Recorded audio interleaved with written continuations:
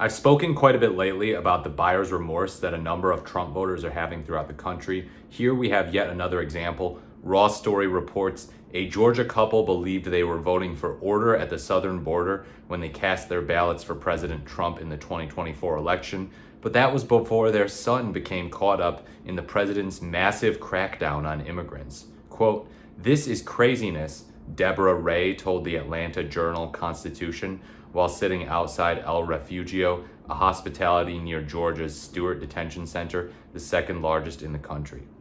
On a recent Sunday, Ray and her husband, who live in North Carolina, opened up to the publication after driving 9 hours to visit their son as he sat behind bars at an ICE detention facility. Their son is an Argentine green card holder. Quote, "He didn't say he was going to do this, that he was going to go after people who have been here for a long time," Ray told the Journal-Constitution. "He said he was going to go after all the criminals who came illegally." Well, here's the thing. People don't always say they're going to do exactly what they're going to do. And sometimes people do stuff that they don't say that they're going to do on the campaign trail, because if they said they were going to do it on the campaign trail, they'd have to deal with some flack from the American populace. They'd have to deal with some extra flack from the media. Now, Trump was not shy about saying other insane things he was going to do. But yeah, this couple has to understand that there are some things, unfortunately, that are implicit in what the president says they're going to do. I don't know if this necessarily was, but sometimes if you give them an inch, they will take it a mile. The couple said they voted for Trump in last year's election and told the Journal-Constitution they now feel, quote, "betrayed and tricked." Their son, Augustin Gentile, is the father of 2 U.S. citizens ages 6 and 8. Gentile was a toddler when he moved from Argentina to the U.S. in the mid-1990s.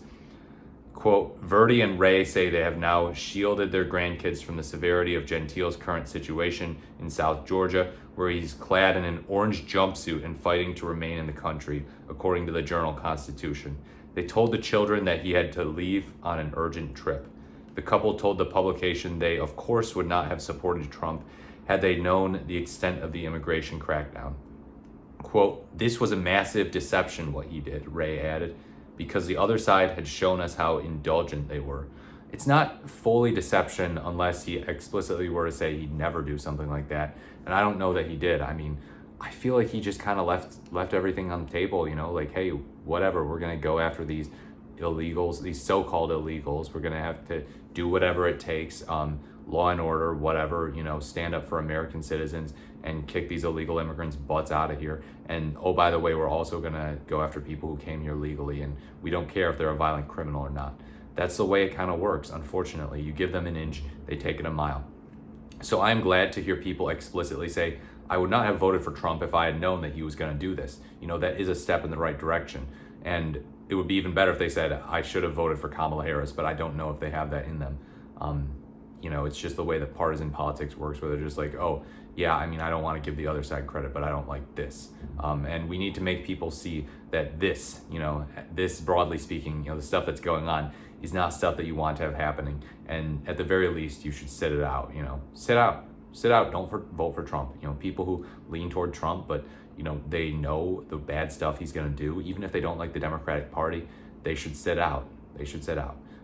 Too many Democratic voters, unfortunately, do that. People who are predisposed to vote Democratic are just like, I'm going to sit it out because the Democratic candidate just doesn't appeal to me enough, Israel, Palestine, and what have you. So, yeah, they sit on the sidelines. But we got to get more and more Trump voters at a minimum to be like, yeah, no, I'm sitting this out. This administration is ridiculous. Expose the ridiculousness of the Trump administration.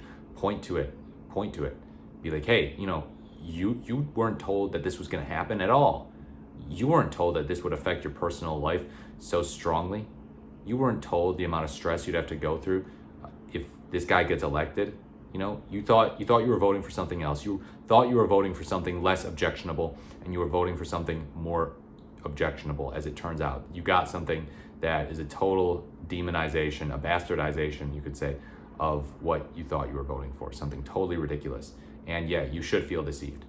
Let me know what you think in the comments below. Like, comment, or subscribe to the channel. Thank you so much for watching. This has been The More the Merrier, and I look forward to speaking to you in my next video.